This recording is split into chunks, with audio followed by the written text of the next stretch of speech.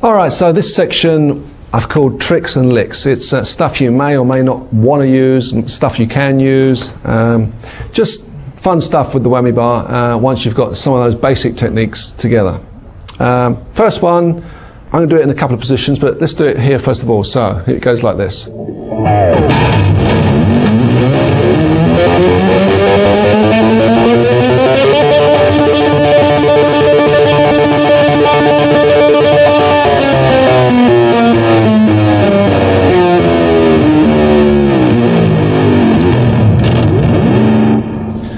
Kind of slowing up and speeding down, really. Basically, we're going on and off on any octave you like, really, or any two notes you like, really. I was choosing the kind of the sort of D note on the 12th fret of the D string, going up to the open string. Basically, there's a kind of a tap thing you can do. You can double time it. So every time I'm kind of pulling on and off with one finger, and the other one is.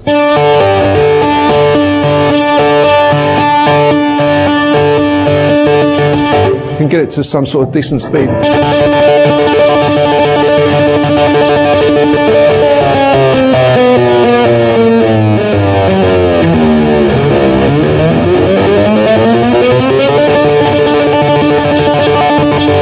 Let's try it somewhere else. Let's try it higher.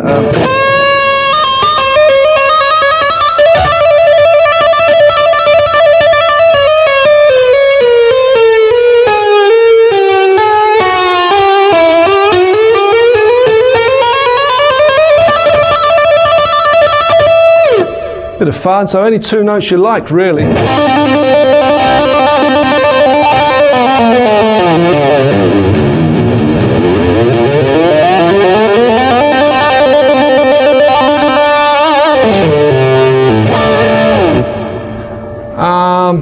Next one is kind of a Steve Vai thing.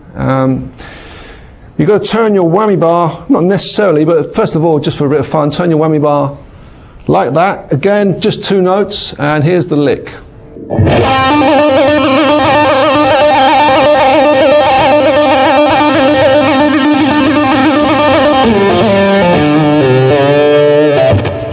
So it's just, again, two notes. On and off, any two notes you like. But in between the pull-off, you've got to whack the whammy bar.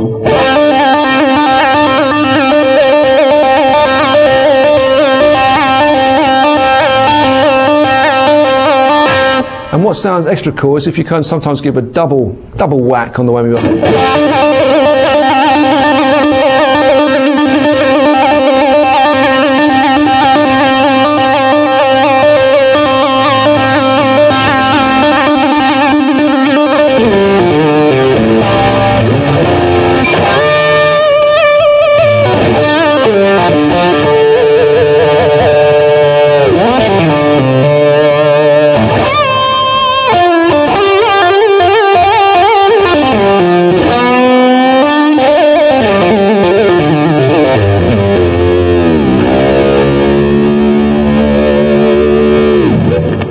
There was an extra little kind of idea in there, in that, I mean, I was goofing around in the key of D or D minor there, but if I want to resolve it to a deep D note, then obviously when I hit that E string, I've got to bend the E string down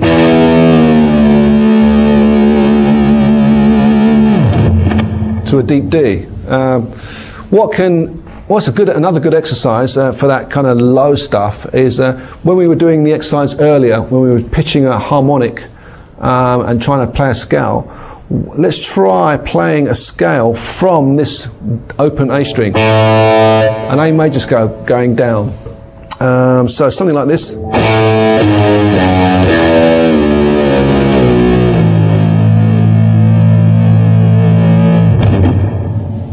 So it's kind of an exercise in itself, in that you've got to, again, this Floyd is completely different to something like the modern trem or even the vintage trem.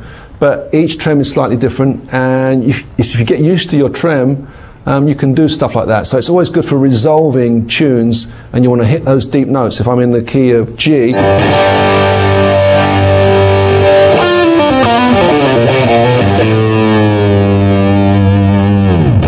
I hit the A string, even though I could have hit a root note, but I came down to the G note.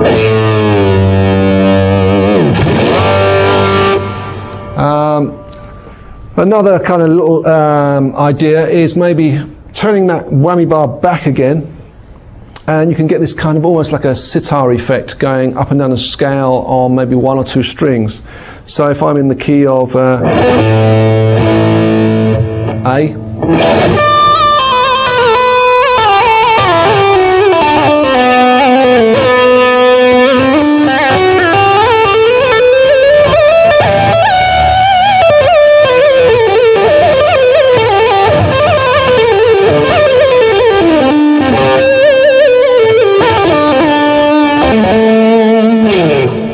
bit of fun. Every time you hit the kind of a note,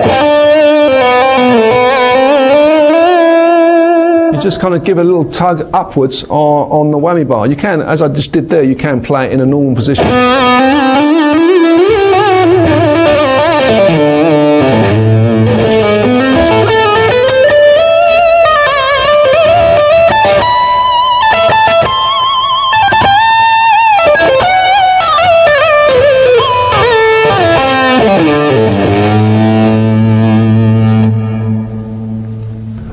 Okay, another little trick works well on a Floyd or these modern kind of guitars is when I showed you how I've got the guitar set up with two springs, and you probably saw me do it early on in the DVD, but it's kind of trilling the bar, so you get this kind of weird little...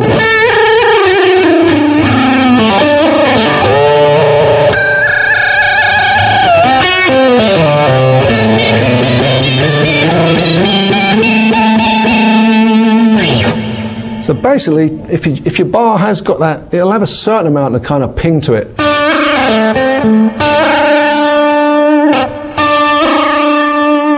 Now, some guitar players don't like that response. It's up to you if it works for you, but I kind of like that response in that I can get some real chirpy notes out.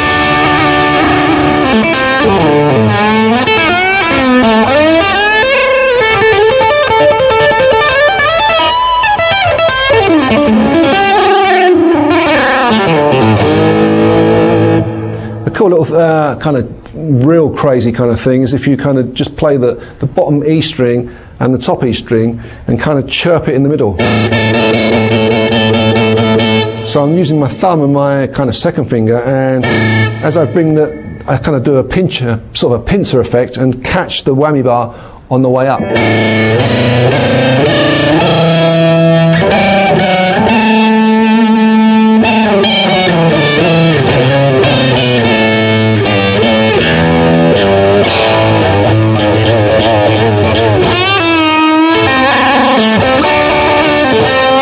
There's another kind of little effect, this very Beck. If you check out any kind of live footage of Jeff Beck, a lot of his vibrato comes obviously from the whammy bar, but not used in a normal fashion, although he does use it in a normal fashion in terms of... But he'll also kind of bounce off the actual block.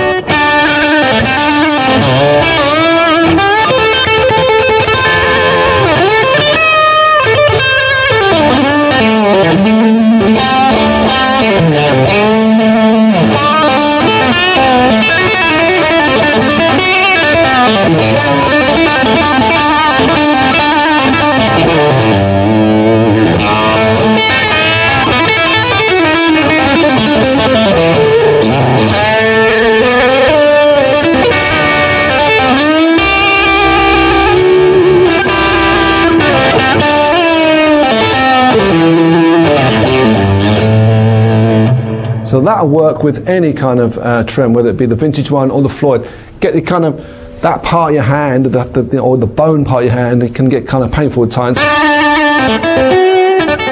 It gives a real kind of different sound.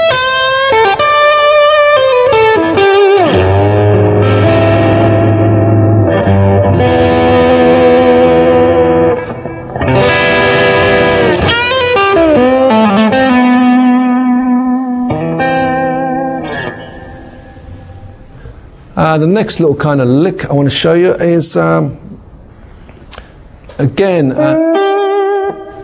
again, it's kind of almost sounds like a slide, and it sounds sounds slightly country-ish. Here's the scale we're using. We're in A minor. Here's position 2. And here's the lick. Here's the lick without the bar.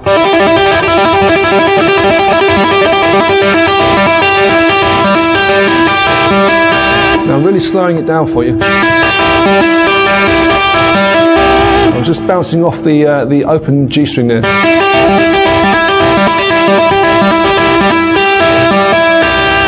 You can I can do it kind of with the pick. Hybrid picking it. I'm using the pick and my second finger. But the idea is, once you've kind of got something like that lick, it doesn't have to be exactly the same. But you can kind of dip it down with the bar.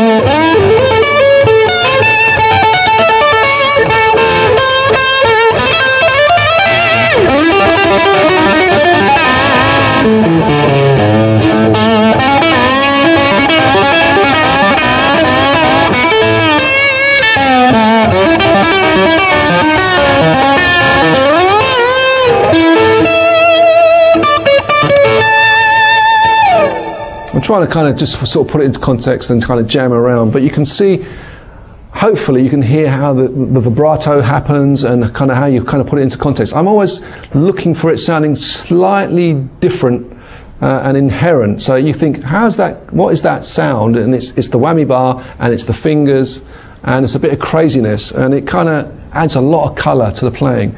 You know, if I play in a stock fashion with the pick and using the whammy bar quite safely, that sounds okay.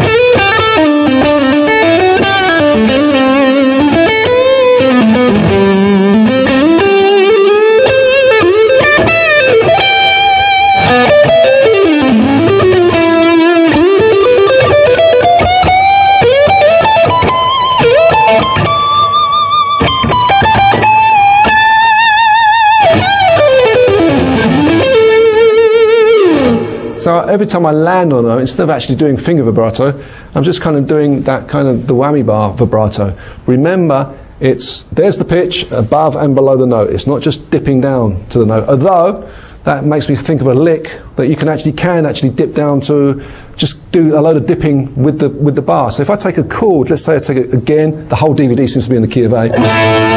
There's an A power chord. Got the 7th fret on the D and the 9th fret on the G, and the 10th fret on the B string. So that will be an A, kind of just an A5 power chord.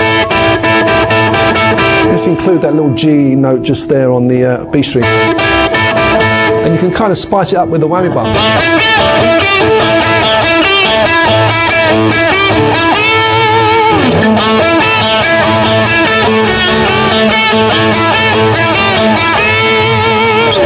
So again, I'm just going dipping down.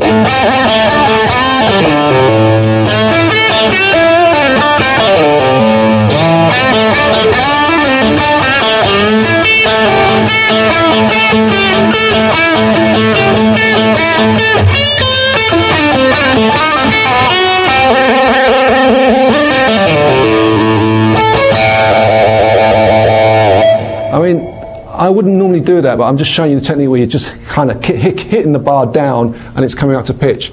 But I think it sounds too 80s and too kind of, it's been done before, so you want to avoid that sort of thing. But it's a cool technique just to get...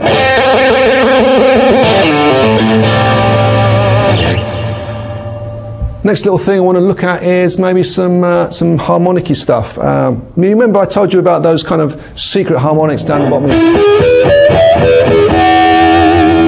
So whenever you're kind of hitting a harmonic, you can actually tune it to a pitch. So if I...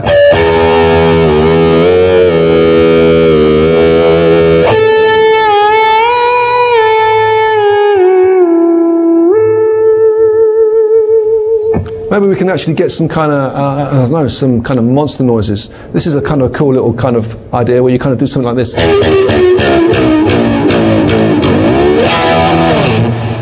So it's kind of choosing a harmonic. along the E string, and with your thumb or even your kind of pick, but with your thumb mainly, it kind of sounds cool with the thumb.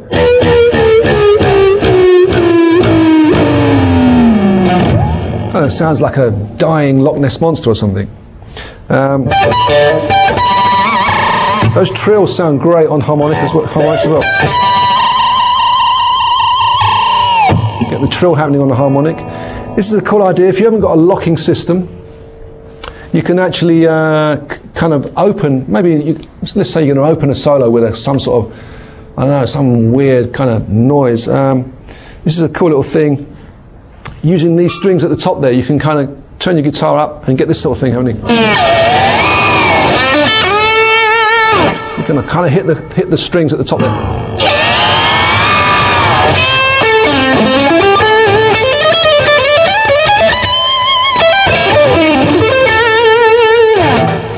You know, it's something to experiment with. So I'm picking those open strings. I've got the bar dipped, and with this hand I'm kind of lifting up. So the bar is dipped, turn your guitar up like I didn't earlier, but...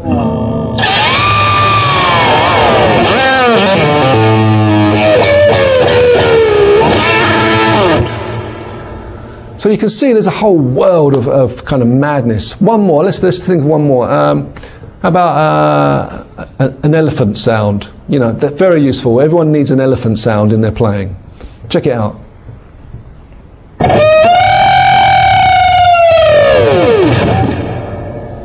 Silly, I know. It's got to be done. You've got to check it out. It's a G string and a B string. There's the harmonic there on the 5th fret of the G, and there's the harmonic on the B string, which is the 7th fret. But you've got to hit both those harmonics almost at the same time and dip the bar. So I'm dipping the bar,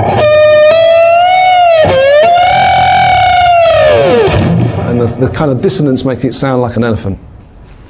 Here's a cool lick which I stole off Hendrix. Basically, you're vibbing a note, and as you're vibbing the note, you're dipping it with the bar. So it kind of sounds kind of like this.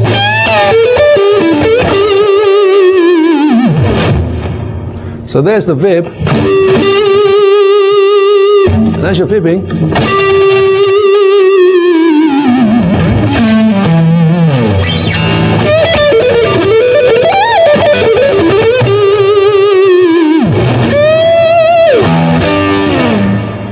very cool little lick. It's just simple, vib and dip as you go. Back to harmonics again, and just want to show you kind of some of the wilder stuff you can do around about the D, the G, the B string, around about the 3rd, 2nd fret. You've got some real kind of wild harmonics here. So obviously if you hit those with the bar pressed down, and you can make them soar up into the, you know, soar upwards.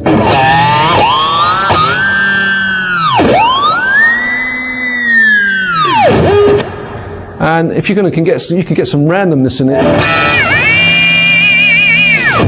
All I'm doing is hitting with the pick, or if I had a nail on my thumb, I broke it just before this DVD. But if I hit it with the pick, around about here, if you clip the strings, you get these wild random harmonics. Obviously, you've just got to have a light touch this end, and something will squeal out.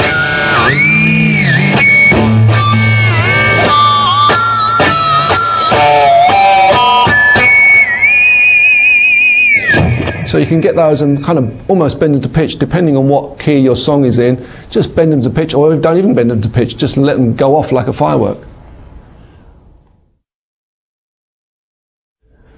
Just to prove that you can actually do a lot of the stuff that we've been doing throughout the DVD on the vintage one. What did we do? We did some changing of pitch with single notes. So back to that G string, bending one note, bending 2 notes, bending 4 notes. So it can be done on how much pitch I've got on this, how much float I've got on this. There's the G string. So I've still got sort of 3 frets bend. The bottleneck stuff we did, maybe you know, with the whammy bar sounding like a bottleneck.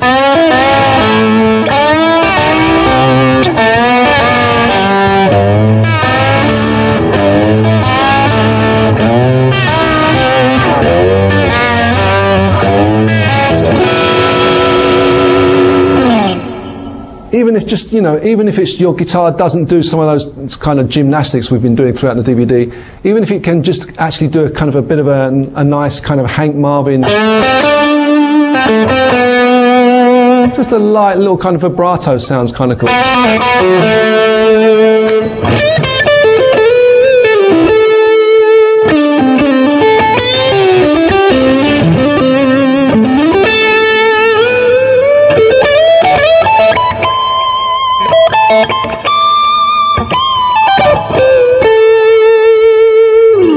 You know, you don't need, I'm just proving the point, you don't need loads of kind of wild stuff to make it sound cool. It's just about kind of making it sound sweet and inherent in your playing. Okay, here's a trick using a lot of effects and the whammy bar. The whammy bar is another thing that's adding to the sound. It's another effect that's in there. But what I've got is I've got lots of compression, lots of reverb, lots of tap delay, and the whammy bar. And I like creating these. I use it a lot in sessions and stuff. You know, bits I record. It's like creating a keyboard sound. So let me play you the sound, and hopefully you can just. It's a lot of waggling on the tremolo bar, but it creates a lovely effect. So something like this.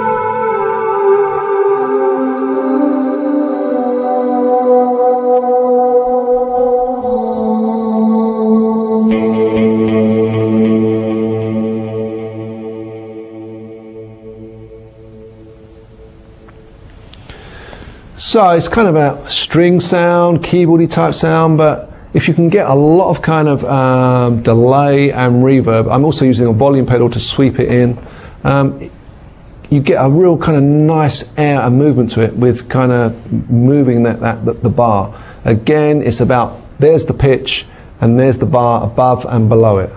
So try and get a kind of a sound. I mean, if you're digging that sound, try and get a sound. It's lots of reverb, lots of compression, a little bit of chorus, lots of delay, and sweep it in with the volume pedal, see what happens. Okay, so we're at the end of the DVD now, and I hope this has got you thinking about your tremolo system on your guitar, which you've been ignoring. Don't ignore it, get it set up, get it staying in tune, and get using it, because it's a great colour in your playing. You're probably aware of these guitar players, but I would throw some names at you to just check out, hopefully live or on the internet. People like Jeff Beck, obviously. People like Steve Lukather, Michael Landau, Michael Lee Firkins. Dave Gilmour uses the whammy bar, and of course Hank Marvin. All these players, they inherently have a sound to their playing, but they're all using the tremolo on their guitar, and it's just a great kind of sound. Obviously you mustn't overuse it, because anything that's overused, it becomes tiresome pretty quickly. It's just the colour to get in there, and you'll never know if you're recording a song or you would need a solo that just sounds different to how you normally do it. If you've got those techniques on the whammy bar where it's actually kind of sounding musical, then that's maybe what you're looking for. It's like when I sometimes do sessions and we're doing solos. Sometimes it's good just to break out a bottleneck, because suddenly that just sounds so fresh sounding rather than an obvious guitar solo. So sometimes it can be really cool to maybe even put the plectrum down and kind of combine your fingers and the whammy bar for a completely fresh sounding style. Obviously Jeff Beck is the master of it, but you might put a little twist on it that sounds exactly like you. But practice those techniques, get them down really slowly. Maybe check out the performances that I've done on the DVD and see how I kind of put the whammy bar style actually into improvising. I'm not going to use it all the time in the performances, but you know, it's pretty much I'm going to overdo it, especially for this DVD. But I hope you enjoyed it, and persevere with it because it's going to pay dividends. I'll see you soon. Thanks. Bye.